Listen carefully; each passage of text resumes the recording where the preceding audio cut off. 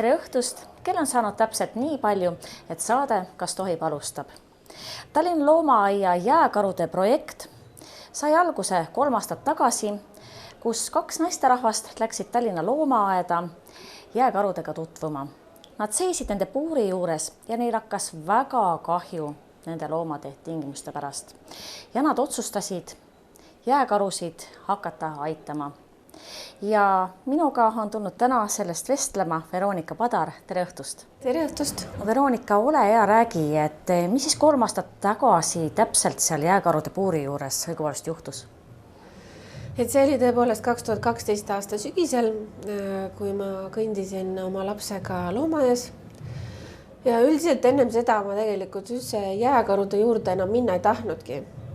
Sest et mul tegelikult juba eelnevalt valmistas muret, see nende olukord. Kuidagi kurb oli. Ja eelnevalt ma mõtlesin, et mis seal ikka, et ei lähe ja nii ongi. Aga võt just sellel momendil tol päeval, võt ei tea, mis mind sinna täpselt nagu tõmbas. Igatahes mõtlesin, et lähen viskan pilgu peale. Ja seal siis tõepoolest kohtusin ühe meeldiva inimesega, kellega me hakkasime siis koos juttu vestma. Ja leidsime, et nii see enam nagu edasi minna ei saa, et tuleb midagi nagu tõsiselt ette võtta. Et tõsiselt kurb oli nagu vaadata nende olukorda. Et ikkagi, kuidas maailma kõige suurem kiskja on sunnitud käima väga väikeses puuris edasi-tagasi. Tal puudub ju täiesti suur bassein, ujumisvõimalused. Jääkaru on harjunud ujuma 90 kilomeetrit päevas. Aga praegusel juhul oli tal ju väike basseinikene, kus meie kõige see suurem isakaru Nord vaevalt mahub sinna üldse sisse. Ja kõik see siis tekitaski tunde, et me peame midagi ette võtma. Ja olgem ausad, mõnel inimesel on kodus ka ju suurem bassein, on ju nii? Jaa, otse loomulikult kordades suurem kui sellel maailma kõige suuremal kiskjal. No väga paljudele inimestele ja miks üldse käiakse seal loomaaias, et jääkarude pärast, et minnaksegi nende puuri juurde ja vaadatakse neid ja kindlasti on inimestel olnud kahju ja sotsiaalmeedias võetakse ka sõna, aga see sõnavõtuks tihtipeale jääb, et kuidas neid inimesi utsitada rohkem? Ütleme niimoodi, et ega see kõige lihtsam viis ei olegi inimesi utsitada, et Eesti inimene ikkagi natukene selles mõttes võtab hoogu, ennem kui ikkagi nagu asi käima läheb. Ja ka päris alguses minagi mõtlesin, et mis seal siis ikka, et küll läheb, et küll me saame kähku nagu asjad jooksma. Tänaseks päevaks on 3 aastat läinud ja ikkagi ei ole me veel ju päris oma teemaga valmis, et loodetavasti me oleme ikkagi nüüd sealmaal, et me suvel saame ehitusega alustada. Aga jah, et ikkagi Eesti inimeste prioriteediks, mis on ka mõnes mõttes arusaadav, on olnud ikkagi väikesed lapsed ja eelkõige ikkagi toetada väikeseid lapsi. Aga samas ka need väikesed lapsed ju ise käivad loomaaias ja vaatavad seda õnnetut emotsiooni, et mis tunde siis see ikkagi nagu jätab. Lihtsalt nagu valus on. Ja kuidas sa siis algust tegid, kõndisid otsejoones Mati Kaalu kabinetti või kuidas see protseduur välja nägi? Täpselt niimoodi oligi, et mõtlesime, et mis me siin ikka arutame, et nüüd tuleb minna Mati Kaalu juurde. Ja läksimegi. Mati Kaal võttis meid ilusti vastu, rääkis olukorrast, kus maal asjad on, et miks mingid asjad on seal maal, et nad on seisma jäänud. Ja siis me nagu otsustasimegi, et tuleb midagi ette võtta, et tuleb hakata seda teavitustööd tegema ja ikkagi nagu raha koguma, et muud teed ei ole. No ilmselt Mati oli tol hetkel maailma kõige õnnelikum inimene, et keegi üldse julges tema juurde minna ja sellisest probleemist rääkida ja arendada seda edasi. Ja loomulikult Matil läksid silmad särama pähe, aga ütleme ka teistpidi, eks ta ütles, et ta on varemgi näinud neid tegijaid küll, kes on tema juurde tulnud, et me nüüd tuleme, me nüüd teeme, loomulikult on ta alati nagu öelnud, et teeme. Aga eks seda kordki ta võib-olla arvas, et see asi nagu jääbki selleks, et teeme. Aga paraku ikkagi me otsustasime, et see jää lihtsalt sinnamaani, et me teeme selle asja ikka nüüd ära ka. Veronika, ütle nüüd ausalt, et kas nende 3 aasta jooksul on tekkinud ka selline moment, et kus sa mõtled, et kõik need paberid ja pahna ja projekti viskaks nurka ja tegeliku keegi teine sellega edasi? Ja loomulikult on olnud neid mõtteid ja tundeid ja vahetevahel on isegi pisardunud silmanurga ja on tõesti tekkinud tunne, et no mille jaoks mul seda üldse vaja on. Et kohati ikkagi sa vaatad seda, et sa kõnnid nagu peaga vastu seina, et üks uks sulgub nina ees, teine uks sulgub ja tekitab ikkagi nagu sellise tunde, et noh, kas ma ikka lähen ikkagi nagu edasi. Ja noh, eelkõige ma olen ka kohtunud väga paljude heade inimestega, kes on selles projektis kaasa löönud, aga on ka ikkagi ka olnud neid inimesi, kellelt ma olen siis saanud sellist negatiivset suhtumist. Ja võib-olla ka see on teinekord natukene nagu heidutanud. Mida siis öeldakse negatiivselt või? Noh, ikkagi nagu üritatakse... Mis sa jamad sellega, jah? Ja just nimelt selgeks teha, et meil on muudki tegemist siin kui sinu jääkarud, et meil on muud tähtsamad siin, eks ole, päevakorras kui sinu jääkorrad. Et mõned on küll lihtsalt üritavad nagu viisakad sulle märku anda, et et me mõtleme selle peale ja helistame tagasi, aga sinnamaani see asi ka jäänud on. Aga valdavalt me ikkagi võiks öelda, et neid selliseid ilusaid hetki ja häid emotsioone, ma arvan, on siiski andnud kordades rohkem, mida see projekt nagu ikkagi endaga kaasa on toonud. Mis need parimad momendid on, mis sa hetkel välja tooksid seoses selle projektiga? No tegelikult kõige esimene selline nagu emotsioon, ma arvan, mis mulle läheb mitte kunagi meelest ära, kui me loomaaias avasime sellise väikse läbipiduliku tseremoonia, siis teleoperaatorid toetusliinid, kus kõik siis meie teleoperaatorid nagu olid kohale kutsutud ja siis me kuulutasime välja kõik, et nüüd on meil jääkarude toetusliinid avatud ja kuidagi nagu hinges oli väga soe, niisugune mõnus tunne, et näed, et esimene sammukene nagu selles suunas on tehtud. Ja ütleme niimoodi, et eks neid niisuguseid väikseid kordaminekuid on üsna paljugi, mida võib-olla siin kõike ei saagi kohe ette nagu lugeda, et iga üks neist moodustab nagu selles projektis mingisuguse väikese killukese, mida võib siis nimetada niisuguseks väikeseks töövõiduks. Aga veel, mis saab siin veel eraldi nagu välja tuua on, kui me novembrikuus toimus meil Art Prioris heategevuslik õhtusöök jääkarude nagu auks, kus me ootasime siis inimesi, kes tahavad samamoodi kaasa aidata. Ja seal on meil ka Tallinna linna esindaja kohal, kes siis omakorda teavitas, et Tallinna linn aitab antud projektis ka samamoodi, et eraldab siis selle aasta eelarvest 1,25 miljonit eurot. Ütlemata tore tunne oli. Et nagu võis nagu käe südame peale panna öelda, et aga reaalselt, kui palju oleks vaja? No kogu see projekti maksumus on tegelikult ikkagi olnud seal 3,5 kuni 4 miljonit eurot, mis on ikkagi üsna suur raha. Ja heade inimeste abiga me oleme tänaseks päevaks kokku kogunud seal kuskil üle 200 000 euro. Et ka, mis on ka märkimisväärne summa. Kuivõrd abivalmid on olnud meie tuntud ärimehed? Kas nad on löönud ka sellesse projekti oma käe? Mõned on ja mõned ei ole. Et siinkohal kedagi nagu otseselt niimoodi nimesid nimetama ei hakkaks, aga mõtlengi, et on olnud jällegi selliseid toredaid inimesi, kes on samamoodi aru saanud, et ka meie jääkarud vajavad abi, et Tallinna loomaaed ei ole lihtsalt ka nagu koht, kus vaadatakse loomi, vaid see on ka tegelikult midagi enamat, et see on ka ju suuremas pildis väikene märgikene meie kogu Eesti ühiskonnas, et see peab olema korras ja atraktiivne ka meie teiste väliskülaliste jaoks. Kuivõrd palju oled kursis meie Euroopa teiste loomaaedadega ja siis sealsete jääkaru tingimustega? On teistel paremad tingimused? No ütleme niimoodi, et meie läheduses siin ei ole kuskil kellelgi selliseid tingimusi. Et tegelikult Lätis, Leedus meil ei ole jääkarusid ja siis kõige võrdväärsem, kus siis ka nagu Tallinna loomaaed on nagu niimoodi matti võtnud, on Taani ja Aalborgi loomaaed. Et siis seal on muidugi väga suursugune polaarium ja meil tuleb siis ka Tallinnas osa sellest.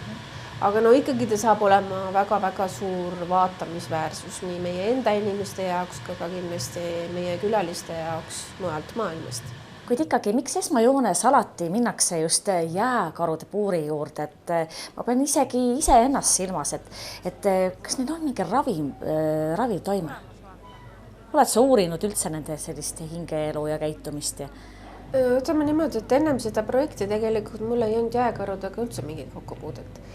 Ma ei oska seda öelda, miks nad mind alati tõmbanud on. Et ennem seda ma käisin ka väga palju loomaaias ja ma võiks öelda, et nad minu vaieldamatud lemmikud. Ja nii nad on, et tegelikult nad on oma sellise kõnnakuga ja silmavaatega ja nad on lihtsalt niivõrd armsad, et nad tõepoolest, kui sa oled seal puuri juures ja jääd neid vaatama, nad nagu mõnes mõttes kütkestavad sind. Aga mõtlengi, et tegelikus elus on ju vastupidi, et inimene on jääkarule ka tegelikult ju söök. Et kui vabas looduses peaks inimene jääkaruga nagu kokku puutuma, et siis ega jääkaru tagasi ei löö. Kui kõht on tühi, siis sobib inimene ka. Veronika, räägi, kuidas sul unega lood on ja milliseid unenägusid sa näed, et kas sinna kuuluvad ka jääkarud? Minu unega on nagu enam-vähem kõik korras, et ei kurda. Ja üldiselt mul on väga värvilised unenäod. Ma seiklen palju ringi ja kogen palju meeldivat oma unenägudes. Aga nii päris igapäevaselt ma jääkarusid unes ei näe. Aga nii mõnigi kord olen ma neid näinud seal ja erilise koha on ikkagi minu südames võtnud väike jääkaru tüdruk Noora. Ja ma kusagilt nagu oleks kuulnud, et kuskil teises loomaaias olevat sama nimega jääkaru. Vastab tõele? Vastab tõele, et Põhja-Ameerikas siis Columbuse loomaaias samamoodi siis sündis novembrikuus jääkaru tüdruk Noora. Kas siis Noora varastati meilt see nimi või see on juhuslik? See on täiesti juhuslik. Tegelikult tema siis selle Columbuse Noora nimi tuletati ka tegelikult tema vanemate nimest. Ja ütleme, et ka nemad olid tegelikult väga nagu nemad eelnevalt ei teadnud üldse, et maailmas on ka teine Noora. Mina võtsin siis nendega ühendust, ütlesin, et oi kui tore, et teie loomaaias on ka Noora, et meil on ka Noora. Ja mille peale nemad olid nagu väga üllatunud. Ütlesid, et kas tõesti, eks ole. Ja ma tegelikult südamest loodan, et meil see koostöö nüüd selle Columbuse loomaajaga jätkub ja et me saame ka edaspidi olla kursis siis sealse Noora tegemistega.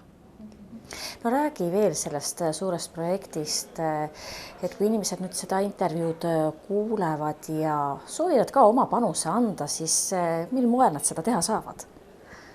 Et eelkõige on meil ikkagi avatud toetusliinid, kus siis inimesed saavad helistada ja annetada ja praegusel juhul on meil ka välja kuulutatud üks hästi tore joonistusvõistlus koolidele, kus saavad siis osaleda absoluutselt kõik Eestimaa koolid.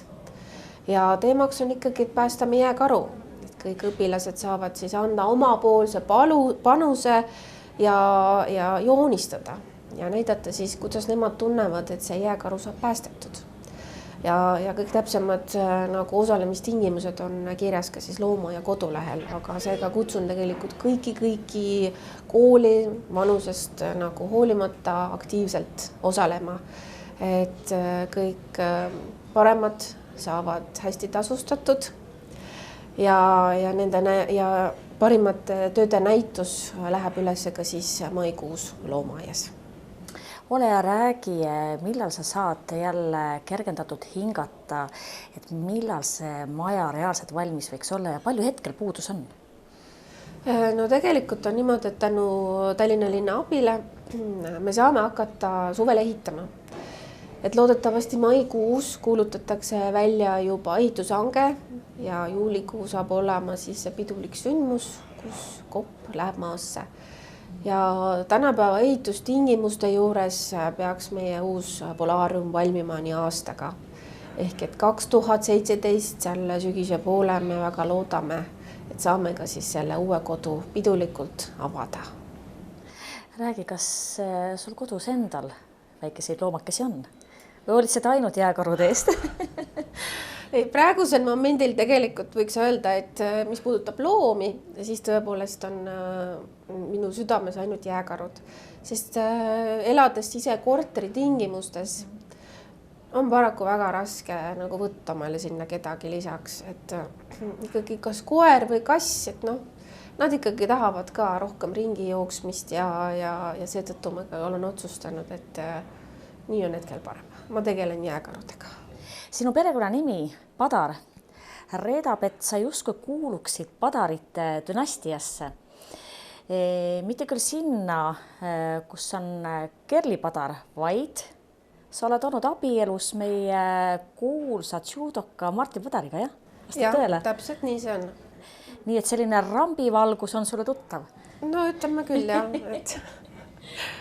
Et eks ütleme niimoodi koos elatud aastad Martiniga on jah, nagu mind sinna rambivalgusele lähendanud küll. Sobis sulle see taoline elu? Päris alguses oli ikkagi natukene võõras. Ei olnud nagu päris harjunud sellega. Aga pärast poole, ütleme niimoodi, sai see nagu üsna omaseks. Et ma mäletan, et oli aegu, kus sina ja Martin olid ainult ühe tähtsa klantsajakirja kaantel, et mitte teisi sõnu öelda meditsiiniajakiri Kroonika. Ja mis seal salata, töötasin ka ise sel ajal seal samas ajakirjas ja mõned uudised võivad olla ka minu sules kirjutatud, et oled üllatunud? No tänaseks päevaks muidugi olen üllatunud, et ega ei tea ju täpselt, kellega sind elu nagu kunagi kokku viib. Aga noh, see on nagu tänaseks päevaks ikkagi eluetapp, mis on minu selja taga ja mõtleks, et ma tänaseks päevaks enam selle peale nii väga ei mõtle. Mis siis juhtus, et enam koos ei ela? Et kui iga inimene kunagi armub, tal on südames see suur soe tunne, siis ega ausalt öeldes ja ka aastate pärast inimene nagu sel momendil ei mõtle, et sa küll abiellud ja et siis äkki olid lahku. Ja eks me ka niimoodi täpselt kasvasimegi mingit lahku ja tänaseks päevaks on me lihtsalt väga head läbikäivad lapsevanemad. Meil on ühine armas põnn. Kuidas tal läheb? Põnnil läheb üsna hästi. Põnn on meil 4-aastane. Üsna selles mõttes võib ka öelda, et näitleja geenid ilmselt isast. Et juba praegu ütleb tema, et temast peaks saama teatridirektor. Oho. Nii et vaatame, mis siis temast välja tuleb. Seda on väga hea tegelikult kuulda, et te olete jäänud sõpradeks, kuid ma arvan, et väga paljud inimesed sellest aru ei saa, et kuidas üldse on selline sõprus võimalik peale lahutust.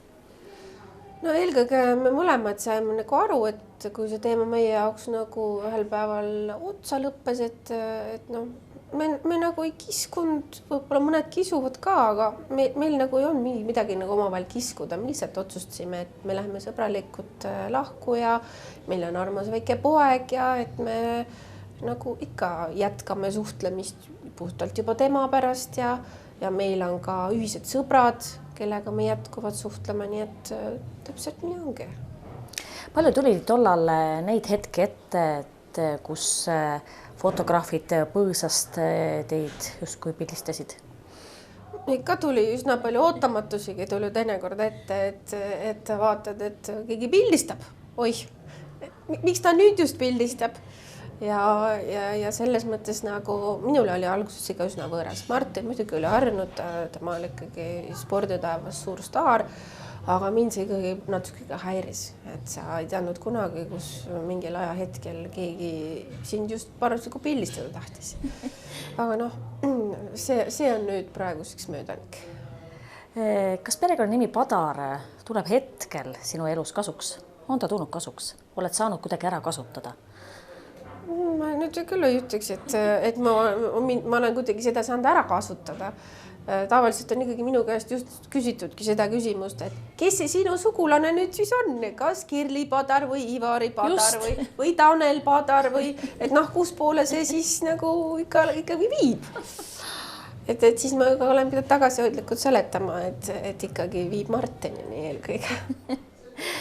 Mida sulle selline püüne peal olemine tähendanud on, kui sa Martini kõrval olid? Et noh, et tegelikult sa olid ikkagi objekt number 1 Eestis mingil hetkel. mina ise seda nagu üldse ei võtagi nii püüne peal olemist, et minu jaoks oli ikkagi oluline minu siis abikaasa, tänaseks päevaks eks-abikaasa sport, olla tema kõrval, seista tema kõrval, olla talle toeks nii palju, kui mul see võimalik oli. Ja ma mõtlen, et kuidagi nagu hetkeks ei tunnetanud seda, et jah, et nüüd ma olen kuidagi nagu raskelt kuulus tänu oma abikaasale, nii et mul olid ikkagi muud väärtused südames. Väga tore. Veronika, räägi, mida sa teed siis, kui sa parasjagu jääkarudest ei mõtle? Kas sul on mingisuguseid selliseid huvitavaid hobisi äkki rääkida? Kui ma just jääkarudest ei mõtle, siis ma olen üritanud olla selline sportlik inimene ka, et ikkagi sport eelkõige, et käin trennis. See aasta õppisin ära lumelauaga sõitmise. Facebookist oli seda näha küll, jah? Et ma ammu olen unistanud sellest, et muidu ma olen olnud kogu aeg ikka selline suuskaja. Ammu olen unistanud sellest, et teeks ikkagi selle võimatu teoks. Ja siis saigi käidud esimesed katsed said tehtud Kuutsamäel, kus võtsin instruktori ja algus tundus küll ikka üsna jube. Aga tegelikult ütleme niimoodi, et on ikka väga äge. Et ma mõtleks, et ma ei ole pidanud oma otsust üldse kahetsema, et mõtleks, et see on ikka üks talvesport, mida saab väga palju nautida. Ja ei mingit sellist hirmumomenti, et minule tuleksid vist küll teatud pildid ette Schumacherist ja nii edasi. Ütleme niimoodi, et päris alguses oli mulle ka nagu võõras, et miks inimesed, just need lauainimesed kiivrid kannavad. Nii et ja siis ma sain aru, et lauaga on väga lihtne kukkuda. Kuidagi see lumelauaga sõit ja jääkarud ja kõik on nagu lumi ja jää ja ikkagi omavahel natukene seotud. Oled ise ka tähele pannud? Ei ole, aus vastus. Et mulle lihtsalt meeldib talvel lumi ja ma jumaldan seda, kui on näiteks 10-15 kraadi külma ja paks lumi maas. See on nii äge, et see on hoopis teine, kui sa näed, kuidas lumi nagu helgib ja sa müttad seal lume sees ja teed neid lumehinglid. See on nagu nii mõnus. Ja see tegelikult mõtleks, et eristabki seda meie Eestimaad teistest maadest, et meil on need aastaajad niivõrd vahelduvad. Kuigi ma ütleks, et kui on talv pikalt olnud, siis ma loomulikult tahaks seda sooja suve ka. Et siis mõnikord ikka ei jõua nagu ära oodata, et millal see soe suvi juba tuleb, et tahaks näha seda ilusat kevadet ja siis lõpuks oodata, millal saab vammused seljast ära visata ja et see ikka... Oled sa talvel sündinud? Ei ole. Aha. Mina olen täiesti augusti inimene. Augusti lõpus on minu sünnipäev. Ja neitsi tähtkust. Ahaa. Et väga huvitav. Et siis talv meeldib, et palmide poole üldse ei pöö. Tegelikult, ütleme nii, et mul ei ole palmide vastu ka midagi. Et naudin sellist sooja suvepuhkust ka kuskil. Aga ilmselgelt lihtsalt kuskil ranna peal lebada, lihtsalt olla, et see ei ole minu teema, et see mul hakkab kole igav. Et mul on ikka vaja nagu tegutseda, ringi tuhiseda, et kui see päike seal vahepeal on ja väike vesi ka, see on omal kohal, aga see, ma arvan, ei ole päris võib-olla see, mida minu hing ihkab. Räägi, kes su sõprade hulka kuuluvad ja kas on lihtne sinu sõbraks saada üldse? Ma olen iseenesest hästi lihtne inimene ja mul ei ole nagu mingi nõudmisi kellelegi, et vot nüüd oled minu sõber või ei ole minu sõber. Et ütleme niimoodi, et selliseid päris häid sõpru on mõni üksik, kelle peale võib ikka täiesti kindel olla ja kellega sa tead, et on alati koos hea olla. Aga üldiselt ma olen selline seltsiv ja abivalmis inimene ja ega ma tavaliselt kunagi kellelegi eriti ei ütle. Ja sõbrad loomulikult toetavad sinu jääkarude projekti? Ikka. Hoiavad pöialt, küsivad ikka aega, kuidas läheb. Kas sotsiaalmeedias tuleb teinekord nagu ka selliseid toetavaid lauseid, et hoiame pöialt, et ikka valmis saab ja seda teen väga hea nagu kuulda. Mida sa sellelt 2016. aastalt kõige enam ootad?